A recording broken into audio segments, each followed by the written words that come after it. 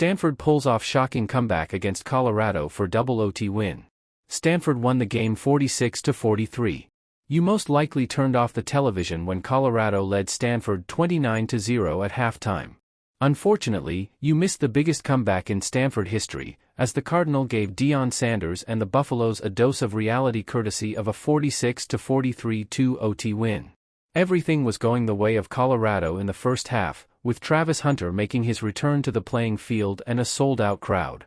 The offense was clicking, the defense was holding strong, and a lot of Colorado fans headed out of the stadium to party at the tailgate.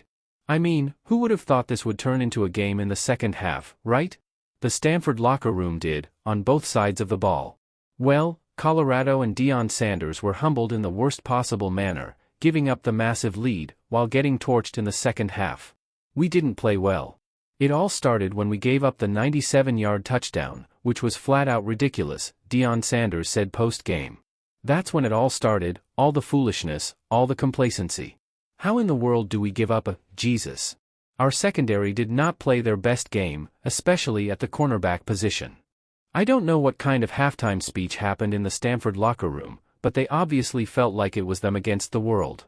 The largest comeback in Cardinal history was led by quarterback Ashton Daniels, who finished the game with 396 yards and 4 touchdowns. But as much as we'd like to talk about Daniels, none of this happens without wide receiver Alec Iomanor, who torched the Colorado secondary in the second half. Accounting for 294 yards and 3 touchdowns, we witnessed one of the best games from a receiver this season. Right now, we're not built for the moment, Sanders noted post-game.